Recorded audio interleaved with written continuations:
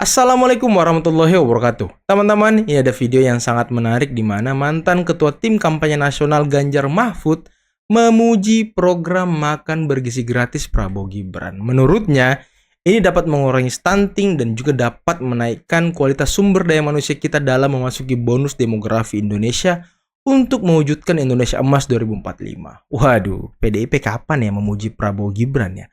Oke, tanpa perlu berlama-lama lagi, berikut videonya. Waktu itu mungkin semua publik ya melihat buat angka yang lebih besar daripada 91T. Waktu itu kan besar sekali. Ini gimana nih beban untuk APBN bagaimana? Itu yang ditunggu oleh pasar. Padahal kan apa yang terjadi adalah sekarang ini jelas tadi dikatakan bahwa akan terjadi bit by bit, porsi per porsi pelan-pelan yang akan dilakukan ya. Nah, tapi juga harus dilihat dari konteks mana. Ini sorry Rosi, bicaranya ini adalah kalau kita bicara makan siang ini atau bicara masalah ini adalah bicara nutrisi. Kita bicara bagaimana mengenai nutrisi dan gizi. Nah, di sisi ini sebetulnya penting sekali nih untuk kedepannya. Kenapa? Kalau kita bicara selalu bonus demografi, bonus demografi, bonus demografi. Bonus demografi ini bisa malapetaka tanpa dua hal. Satu kesehatan, dua pendidikan. Kesehatan itu salah satunya adalah bicara gizi dan nutrisi. Yang dimana itu pertama untuk yang namanya pelajar-pelajar atau anak-anak muda kita. Dan yang kedua adalah khusus untuk ibu-ibu yang hamil. Jadi di sini bisa menyebabkan stunting dan juga tadi menyebabkan ini. Karena di sisi lain juga bahwa kalau kita tidak menyiapkan generasi muda kita dengan gizi dan usia benar, apa yang terjadi nantinya? Bukan bonus. Tidak ada yang meragukan soal program unggulan Pak Prabowo soal makan bergizi gratis. Tetapi kan yang selalu ditanyakan oleh para investor, pelaku pasar, pengusaha itu adalah kita punya program unggulan warisan Pak Jokowi, IKN misalnya, dan Pak Prabowo juga sebagai presiden terpilih tentu ingin punya legacy program unggulan. Kan pertanyaannya uang dari mana? Tadi Anda mengatakan bahwa ya yang APBN orang bertanyakan soal alokasi jumlah bagaimana pembiayanya. Anda menitik beratkan bahwa makan bergizi gratis itu penting untuk ya bangsa. Impact terhadap investasi manusia. Betul. Artinya Anda setuju bahwa makan gratis bergizi inilah yang perlu diprioritaskan, bukan IKN. Oh, saya bukan mengatakan begitu. Saya mengatakan gini, akhirnya memang bahwa ini harus dilacakan prioritas-prioritas mana saja yang harus dilakukan. Bahwa dua punya prioritas khusus ya. Satu adalah gizi, satu lagi IKN. IKN itu sendiri akan sekarang menjadi yang namanya wing of economic growth yang ada di Indonesia. Harapannya begitu. Makanya kayak seperti Kadin sekarang ini. Yang kita lihat sekarang ini, karena kita merupakan negara tetangga kita, jiran-jiran kita. Waktu ASEAN kemarin, kita sodorkan menjadi namanya Borneo Economic Corridor. Itu untuk apa? Di antara Borneo kita, di situ ada Brunei, Darussalam. Di situ ada Sabah dan Sarawak, bagian dari Malaysia. Dan juga Kalimantan.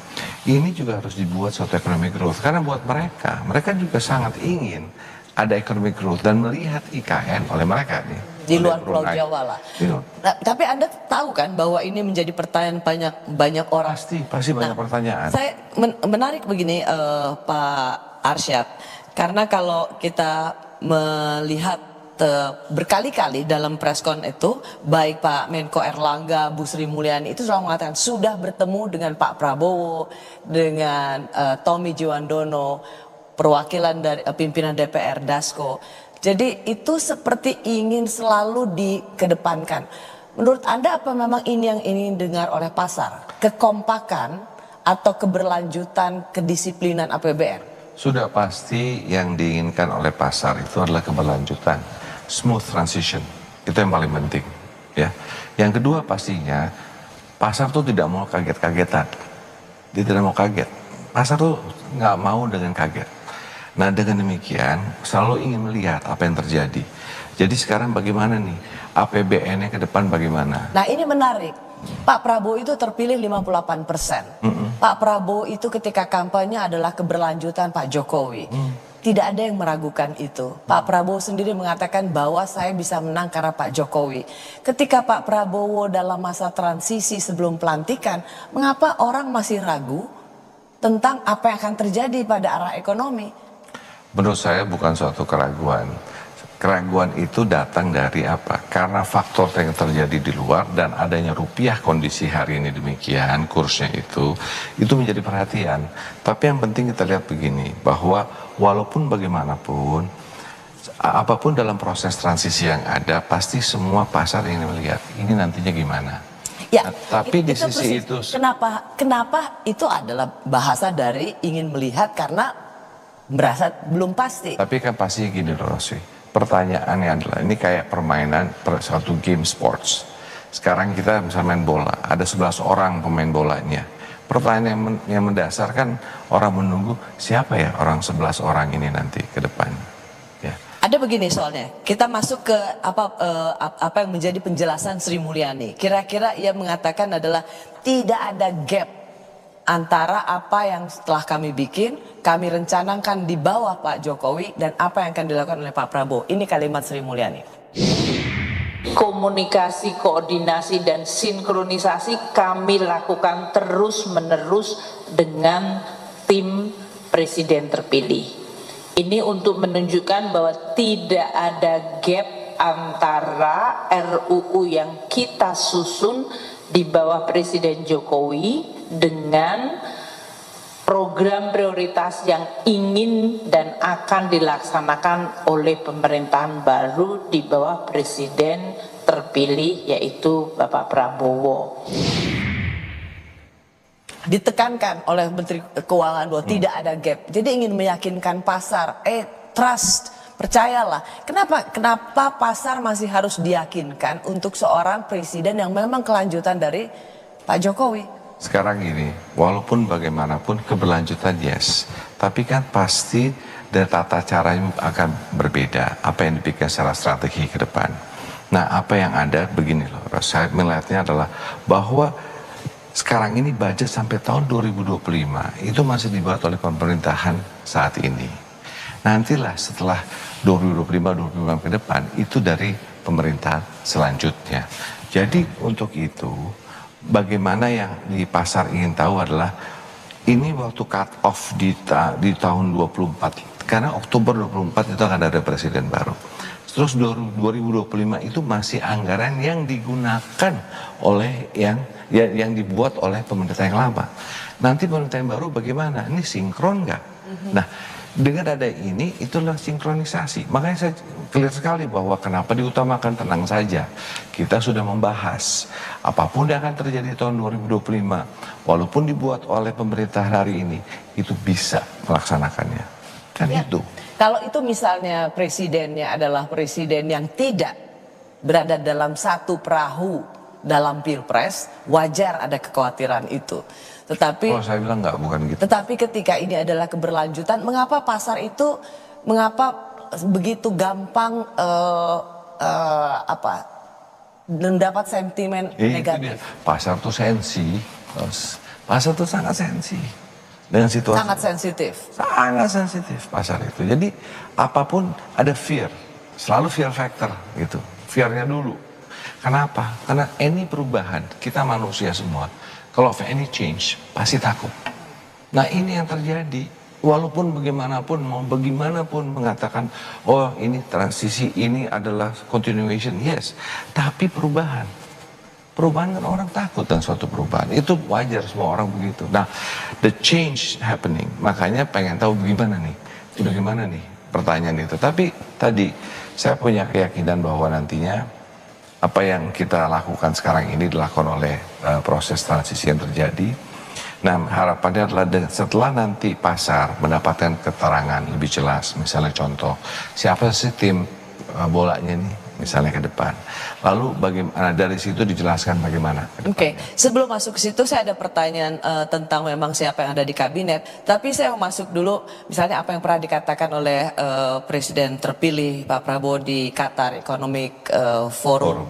Yang kita punya tradisi pengelolaan fiskal yang hati-hati, defisit di bawah 3%. Di Indonesia adalah arbitrer yang tidak banyak negara di dunia menerapkan itu.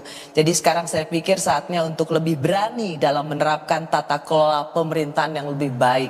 Apakah kata berani itu kemudian dibaca oleh pasar ini bisa defisitnya lebih progresif, alias ya meskipun Pak Prabowo mengatakan tetap di bawah 3%, tapi 3,50, 3,58 itu cukup sensitif dibaca oleh pasar.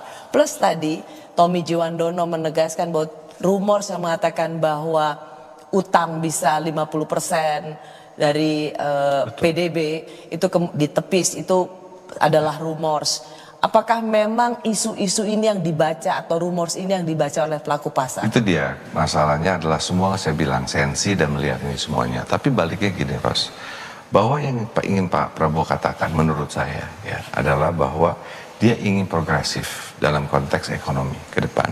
Oke. Kenapa? Karena kalau kita semua ingin tadi Indonesia emas 2045, kita harus jelas bahwa Indonesia harus bergerak di angka 8%, 7-8% economic growth ke depannya. Oke. Untuk demikian bagaimana caranya gitu. Nah, sedangkan APBN kita bisa berapa? Makanya saya katakan misalnya 8% nih, APBN kita bisa 3,5-4%. Masih ada 4% lagi, dari mana growth ini? Apakah dari BUMN? Di situ swasta mana aja, swasta domestik berapa, swasta dari internasional berapa?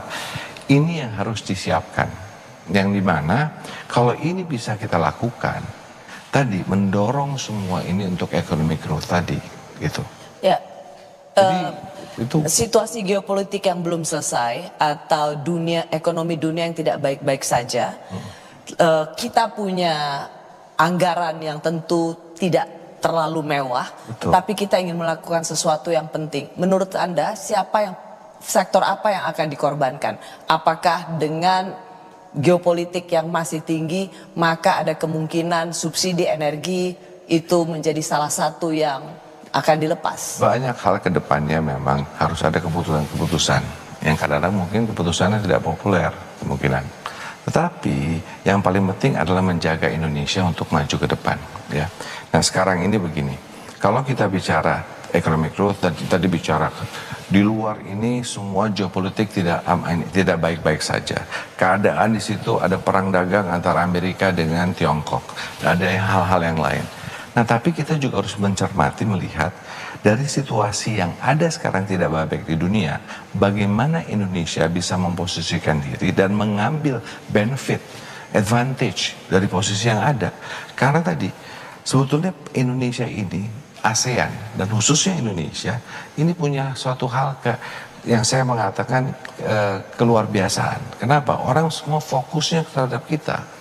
Nah untuk itu apa yang dilakukan sekarang oleh pemerintah sebagai contoh masuk ke dalam OECD itu kan menjadi salah satu juga ketenangan terhadap internasional. Kenapa? Melihat bahwa Indonesia akan melakukan proses reformasi yang berkelanjutan. Ya, tetapi tidak kalah penting adalah ketika dunia internasional itu melihat siapa menteri keuangannya. Oh setuju. Dan banyak sekali yang mempertanyakan setelah ini siapa yang akan menggantikan seorang Sri Mulyani par excellence seperti dia. Apakah pelaku usaha juga menanti-nanti siapa yang akan menjadi bendahara negara? Pastinya Ros, semua orang seperti yang menggantikan seorang Sri Mulyani. pasti Ros, pastinya semua memikirkan siapa sih the next CFO of Indonesia, kan gitu. Siapa nih yang akan memegang peran itu? Pastinya itu menjadi salah satu symbolic continuation dan simbolik mengatakan gimana nih ke depannya. Karena itu yang pasar selalu inginkan kan. Dan tadi dengan Bu Sri Mulyani, karena orang sudah terbiasa dengan Bu Sri Mulyani, sudah 10 tahun dan Bu Sri Mulyani always been there dan sudah melewati pandemi. Diakui internasional. Luar biasa, ya kan? Tapi gitu kita kan juga harus move on. Pertanyaan who's next? Jadi wajar bertanya-tanya, iya dong. Tapi kan belum ada keputusan sampai dengan bulan Oktober. Mungkin tadi dikatakan waktunya panjang sekali ya untuk orang menunggu. Ya tapi faktanya begitu. Dan sekarang ini ya pasti yang kita harapkan adalah seorang Menteri Keuangan yang nantinya dilihat oleh pasar begini. Ya. Kan gitu. Karena itu salah satu sentimen yang akan bisa sangat mudah terbaca. Pastinya. Siapa yang akan menjadi menteri? Dan saya yakin Pak Prabowo akan memilih seseorang yang akan mempunyai tadi kredibilitas ya secara internasional, yang dimana mempunyai suatu credibility yang bisa membawa Indonesia ke depan ini. Nah di sisi lain tapi juga tadi kalau lihat bola kan harus lihat semuanya. Kalau timnya itu kan satu misalnya striker, defense-nya siapa, ini siapa dan sekaligus semuanya. Nah itu jadi hal yang sangat penting sih, memang signal kepada pasar. Siapa nanti akan menempati posisi-posisi di kabinet. Ya. Oke.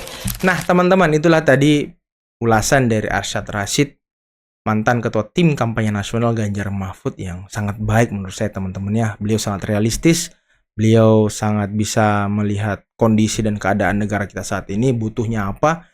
Karena memang kalau kita lihat stunting ini menjadi masalah utama ya untuk sumber daya manusia kita teman-teman. Bagaimana sumber daya manusia kita bisa meningkat kalau stunting ini masih banyak, masih ada di mana-mana. Mungkin faktor yang lain juga ini kenapa banyak stunting, karena mungkin ini ya, karena judi kali ya. Banyak orang tua yang akhirnya terjerat judi sehingga tidak bisa membelikan makanan-makanan terbaik untuk pertumbuhan anaknya teman-teman. Mungkin itu ya, mungkin saja. Dan makan bergizi gratis ini dikhususkan untuk ibu hamil dan anak sekolah ya. Semoga ini nanti tepat sasaran tentunya, karena anggaran 70 triliun lebih sudah dianggarkan, dialokasikan untuk program ini di tahun 2025 dan akan bertahap hingga tahun 2030 teman-teman. Semoga ini bisa menjadi solusi ya bagi kita, karena ya memang kualitas sumber daya manusia kita masih rendah teman-teman. IQ kita masih rendah karena apa ya, mungkin Pak Prabowo akan fokus di penguatan SDM setelah Pak Jokowi masif di penguatan infrastruktur teman-teman. Oke, semoga tongkat estafet kepemimpinan kita ini berjalan dengan sangat baik dan program-program unggulan Pak Jokowi bisa dilanjutkan, serta program-program unggulan Pak Prabowo juga bisa dijalankan sehingga ada sinkronisasi kepemimpinan gitu.